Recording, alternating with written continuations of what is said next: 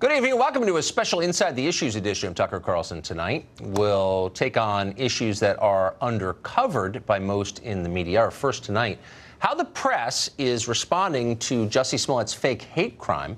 We'll also get to the bottom of the question of hate hoaxes. Are they exceedingly rare, as the New York Times told us this morning, or are they pretty common? That's just ahead. But first, we've got an update for you, a very up-to-the-moment update on the Smollett case itself. Matt Finn joins us tonight from Chicago. Matt? Good evening, Tucker. Well, the update in the Smollett case, they seem to be getting worse. This evening, Jussie Smollett's character on the show Empire has been officially cut for the rest of the season. The executive producers of the show say they consider Smollett a family member, but the past couple of weeks have been very emotional, and they wrote in a statement, quote, "While these allegations are very disturbing, we are placing our trust in the legal system as the process plays out. We are also aware of the effects of this process on the cast and crew members who work on our show, and to avoid further disruption on set, we have decided to remove the role of Jamal from the final 2 episodes of this season." 20th Century Fox confirms that before today's decision to cut Smollett's character from Empire, he left the jail yesterday and went to work on the set here in Chicago. Aerial video appears to show his black SUV going from the jail to the Empire lot. Now there's also a change in the tone from Fox Studios. After adamantly backing Smollett throughout all of this, 20th Century Fox's latest statement says the studio realized the severity of this matter and is considering its options.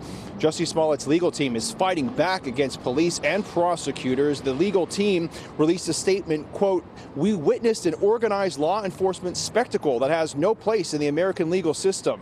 The presumption of innocence, a bedrock in the search for justice, was trampled upon at the expense of Mr. Smollett."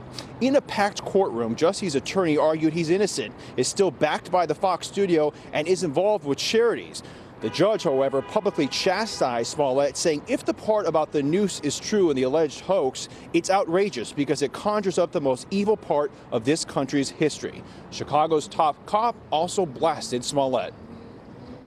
I'm left hanging my head and asking why. Why would anyone, especially an African-American man, use the symbolism of a noose to make false accusations? Smollett faces up to 3 years in jail for the false police report, and he's facing more serious federal charges. The FBI confirms to Fox News it is investigating that death threat letter with the MAGA return address. Chicago police now say Smollett sent that letter to himself a week before the attack. If convicted on mail fraud, Smollett could spend 5 to 10 years in prison. And Tucker, lots of people weighing in all week about this Smollett case, and now even more people weighing in on the news tonight that R. Kelly faces more sexual assault allegations. So on a somewhat lighter note, NBA great Charles Barkley on his show was just flabbergasted and could not contain his laughter about the allegation that Jussie Smollett used a check to pay his friends to carry out this hoax. Do not commit crimes with checks. Come on, man. You cannot. If you're going to break the law, do not write a check. And on that note, I will send it back to you, Tucker. It's great advice. Putting that on my fridge. Matt Finn from Chicago. Thank you. Well, when Jussie Smollett's hoax was still being investigated by the police, the New York Times and other media outlets suggested that it was a, quote, conspiracy theory to suspect that his claims might not be true. The message was, shut up and believe it, or else you're a bad person, if not clinically insane. Now, as is so often the case, the few people who are willing to think for themselves turned out to be absolutely right. And the press is scrambling to explain how exactly did that happen. How could reporters who are literally paid to be skeptical have fallen for such an obvious lie? It's not an easy question to answer. It's far easier just to pretend the whole thing never happened, and that's what some are doing. Jeff Bezos' Washington Post, for example, carries the almost amusingly pompous slogan, "Democracy dies in darkness." It's right on the masthead. And yet, just yesterday, the Post did its best to add to that darkness. The newspaper refused to run a single news story about Jussie Smollett's hoax. If you got your news from the Washington Post, you would still believe that Smollett was attacked by white racists for the crime of opposing Donald Trump. MSNBC did pretty much the same thing. Once Smollett was arrested, the channel did not even cover the story in primetime. Other journalists have decided that Smollett cannot be guilty. He simply can't be. Somebody must have set him up, probably from the racist Chicago Police Department. In other words, if the glove doesn't fit, you must have quit. I think we need to see some of the evidence. I think it's very concerning that all of these leaks came from the Chicago Police Department. So frankly, all we have is leaks from the Chicago Police Department, now what they said in this press conference, and what Jussie Smollett and his team have said. This police department did in 2016 openly, through their union, support Donald Trump. So to have a police department that hasn't been as cooperative as they have been this round, do not openly give information, do openly lie and mishold information in cases, and then to know that they are have openly supported Donald Trump in the 2016 election, a lot of activists on the ground are saying, wait, what's going on here? Who do we believe out of these two suspect people? So was it a racist conspiracy from the Chicago Police Department? That's a little far, even for a lot of people on cable news.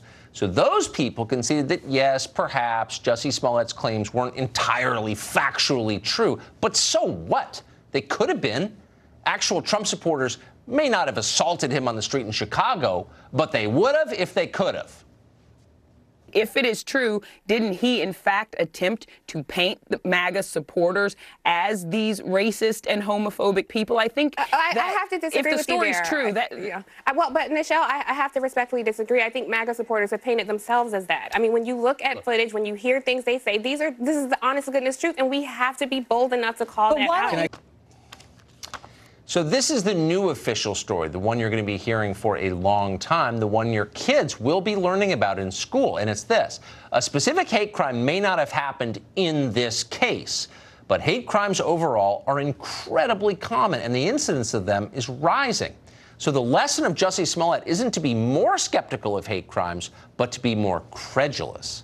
CNN wants that to be your takeaway from the whole thing. It doesn't matter that its anchors slandered and defamed almost half the country over a lie. There's a much more important point here. Listen. This is an America where hate groups, hate crimes are on the rise. The reality is there has been a rise in hate crimes. There has been a rise of intolerance. We know that hate crimes are on the rise. A lot of people don't want to accept that. They want this to be trumped up.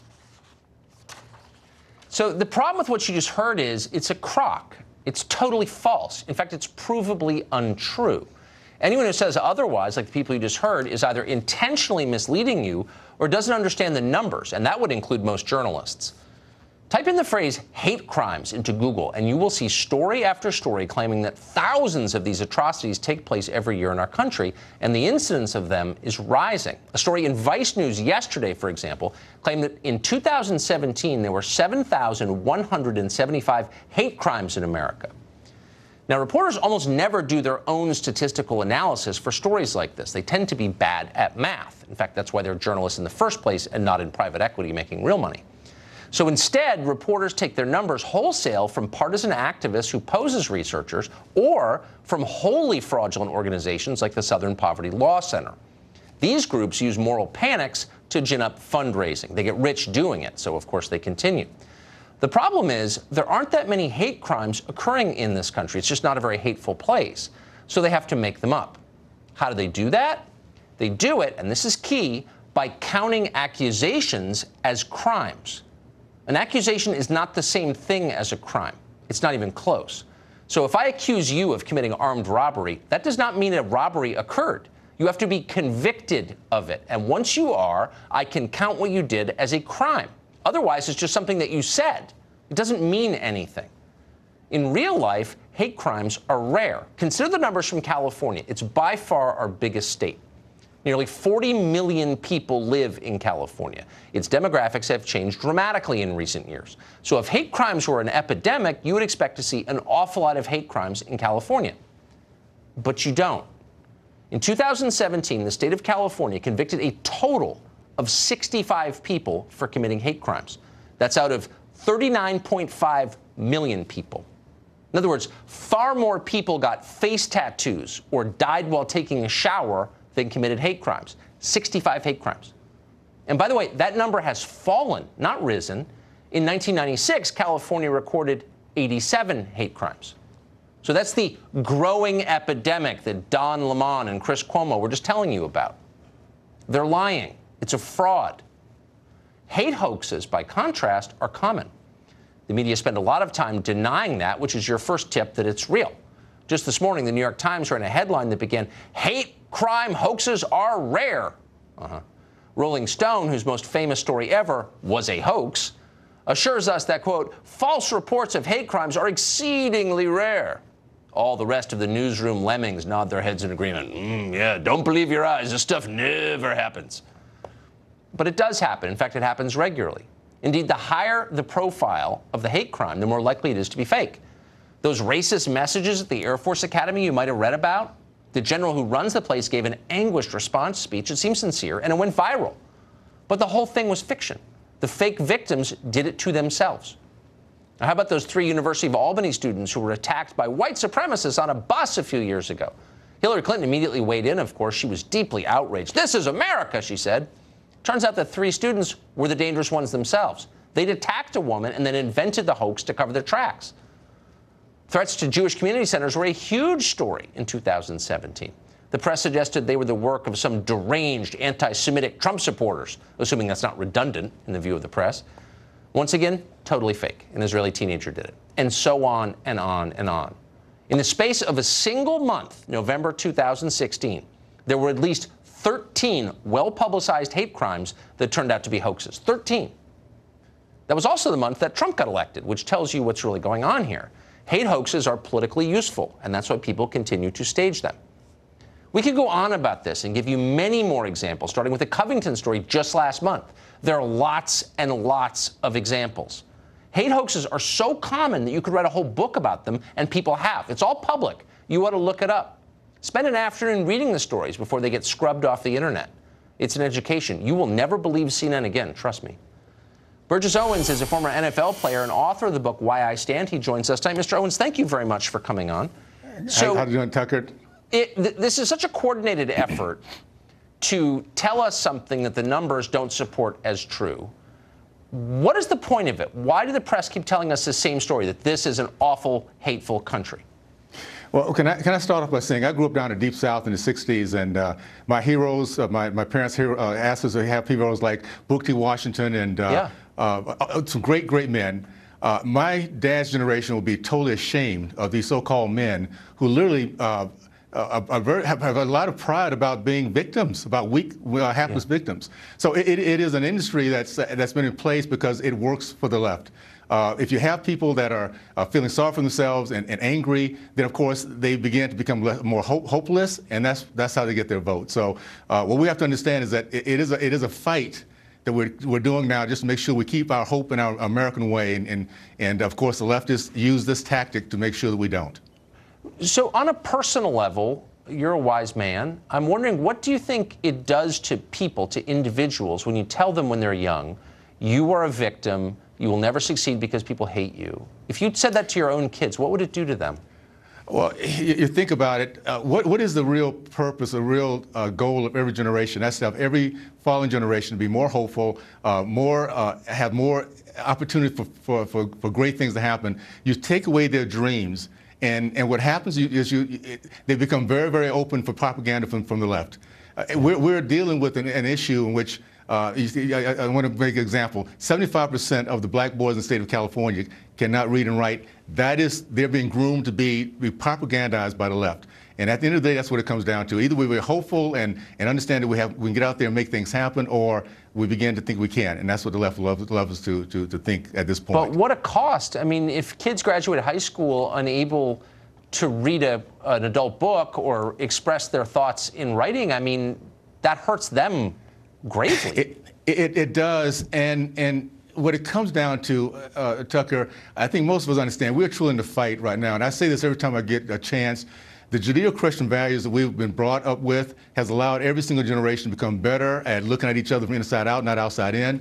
The leftists would love for us to be racist, and that's what it's turning out my race, the race that was at one point one of the most competitive in our country back in the mid 1900s, into a group of people who literally look at other people's skin color and decide that they don't like them. They don't like fighting against a real force against our American way, for sure. It's so sad. Burgess Owens, thank you very much for that. I appreciate it. Thank you, Tucker.